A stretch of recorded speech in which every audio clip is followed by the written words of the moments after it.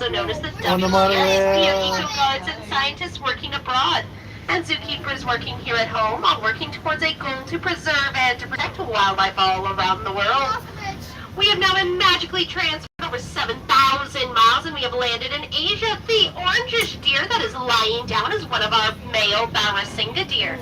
Barasinga means 12-tined in Hindi, which refers to those antlers, which will have 12 to 14 points on each antler. They are also called the swamp deer because they live in the marshlands of India. Now, this is Kanha Meadow. We have 4 deer and 1 antelope species that live in this meadow. It looks like most of them are hanging out towards the back, so we will be seeing them later on this tour, but you may have noticed some birds. That is India's national bird, the Indian peafowl. The males are peacocks. The females are peahens, and when they have babies, they are pea chicks. They do roam freely in the wild Asia monorail, so you will be seeing them throughout our tour. And this hut here represents an important conservation story. Farmers in Indonesia live closely with wild animals, like elephants, which we will see shortly. WCS field staff work with local leaders and farmers in Indonesia to come up with a crop protection unit. This unit created many different ways for farming to continue in close proximity of wild animals. One strategy was to soak ropes in chili water. Right, yeah. Elephants do not like chili Exactly. and leave the farms alone, allowing the farmer and the animals to share the habitat peacefully. Now we all know that an animal that is extinct means it no longer exists. Much like the dinosaurs at our dinosaur safari or the dodo bird, the next animal that we will be seeing was on the verge of extinction. As we come around this corner, we shall be seeing a herd of Mongolian wild horses, also known as the Chevals Horse. Now there are 2 baby Mongolian wild horses. One that is a couple days old, one that is a couple weeks old. Look, just right there, son. Now you may notice that these horses look a little different from the domesticated horses that we are so used to seeing. They are stockier, they have shorter legs, and they are roughly erect. Which makes it look like these animals have mohawks. Please remain seated. They are also missing the forelock, and that is the piece of mane that falls over the eyes on domesticated horses. I did mention that these animals were on the verge of extinction. In fact, the Mongolian wild horse was extinct in the wild, meaning that it only could be found in zoos. But with the help of herds here in zoos in North America and in Europe, there has been a successful reintroduction of the Mongolian wild horse back into the wilds of Mongolia and China. And here is Jonathan Slatt from the WCS for more on the conservation of Mongolian wild horses. I'm Jonathan Slatt, and I'm the Russia and Northeast Asia coordinator for the Wildlife Conservation Society. I believe that wildlife has a place on this earth. My job is to find practical solutions that allow people and wildlife to thrive together. Przewalski's horse went extinct in the wild in the 1960s. On a recent trip to Kazakhstan, I thought about the ongoing and successful efforts in that country to bring these horses back to the Central Asian steppe. The world needs happy stories, to watch the impossible become possible, and to see hope restored. That's what's happening today with Przewalski's horse. The Bronx received its first animals in 1902, and ever since then we have had over 50 Chevals Horse foals that have been born here at the Bronx Zoo. We're going to finish coming up over this hill and on to the next exhibit, and we are on the lookout for a very large animal. If you see a dark brown cow-like animal with horns, you will have found the gaur.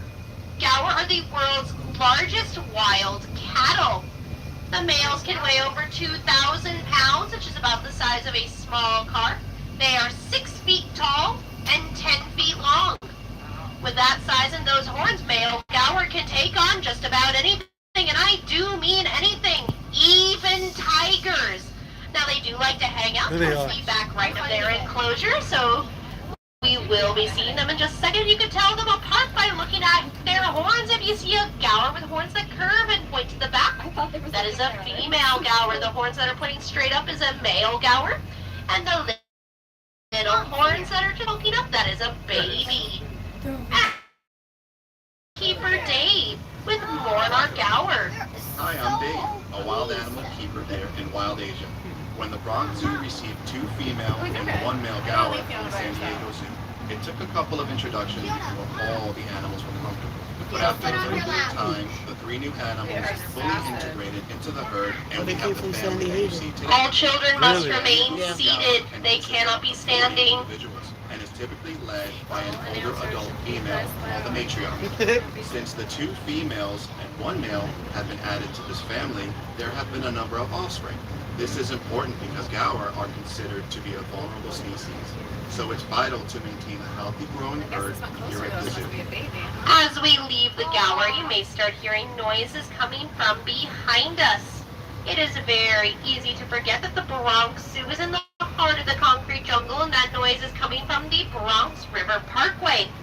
It does make a lot of noise, so the zookeepers created this large wooden fence in front of you to limit the city noise, so our next animal would feel safe and calm.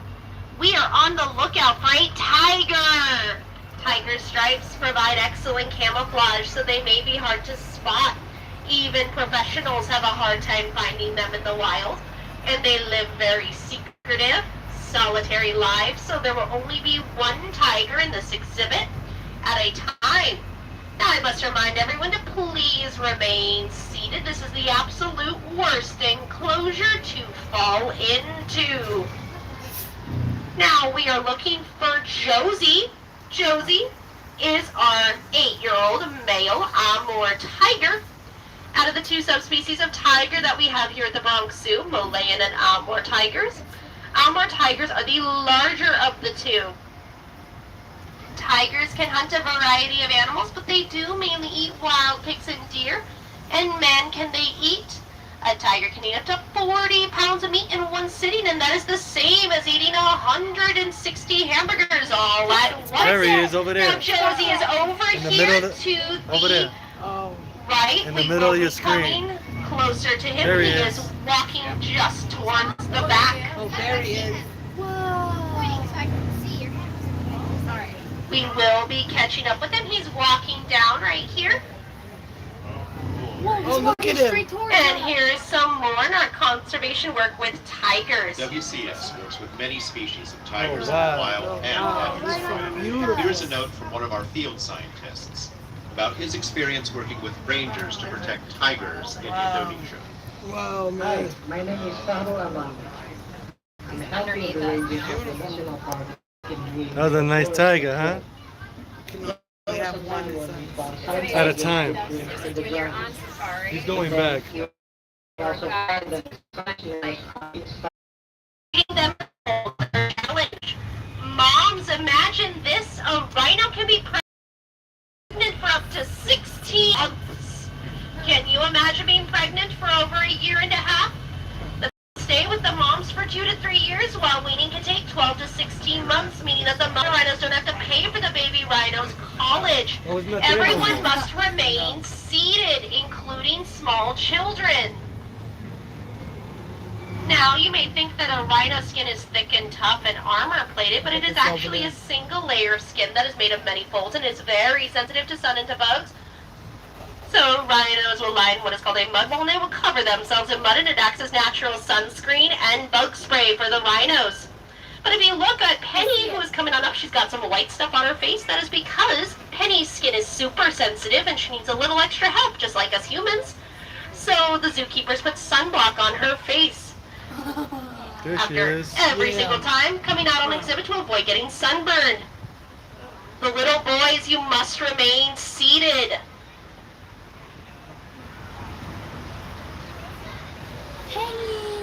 Thank you.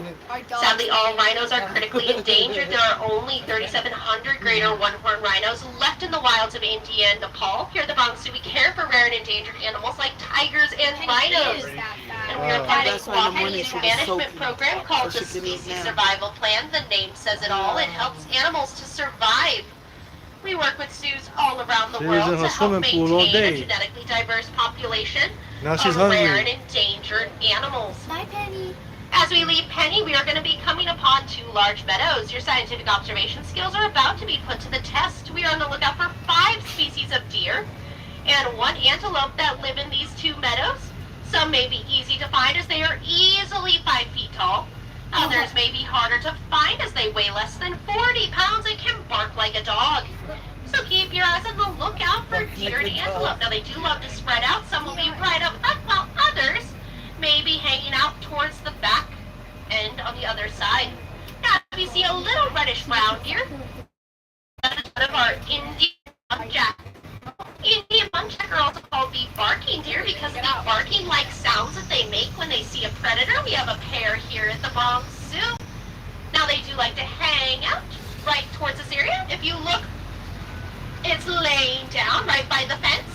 And the spotted deer that are right by the fence line here are the Formosan Sika deer. Formosan Sika deer are native to Taiwan, formerly known as Formosa. They went extinct in the wild in 1977 due to overhunting and can only be found in zoos or national parks in Taiwan.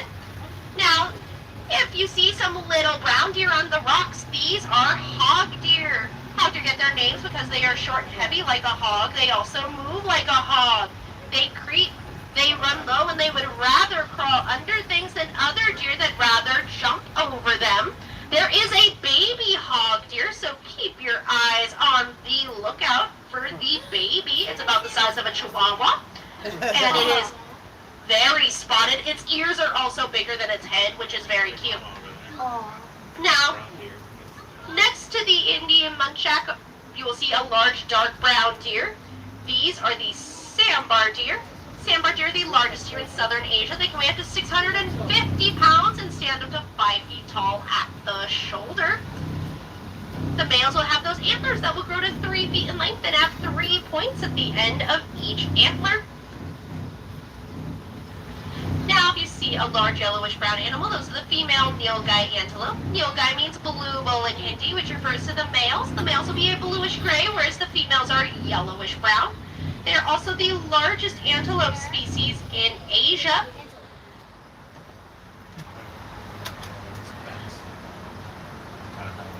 Now, please forgive me. My train decided that I wanted to go slower as to not disturb the hog deer that is lying right here by the fence. Now, you can tell the males apart from the females because they will have antlers growing. I have mentioned horns and antlers on this tour. There is a difference. Antlers are fully formed and not permanently attached to the skull, and in the winter those antlers will fall off and they will grow back in the spring and summer, whereas other animals have horns. Horns are hollow and permanently attached to the skull. And if an animal breaks off one of its horns, it will not grow back. It would only have one horn for the rest of its life. We do have a one-horned black buck antelope that lives in the first meadow named Roger. Right there. Right there. It's right there. Oh yeah, you're right, he only has one. Now, you're going to want to look to the right. You'll see some more hog deer lying down, as well as the female nilgai antelope towards the back right by the logs. And see if you can find that baby hog deer.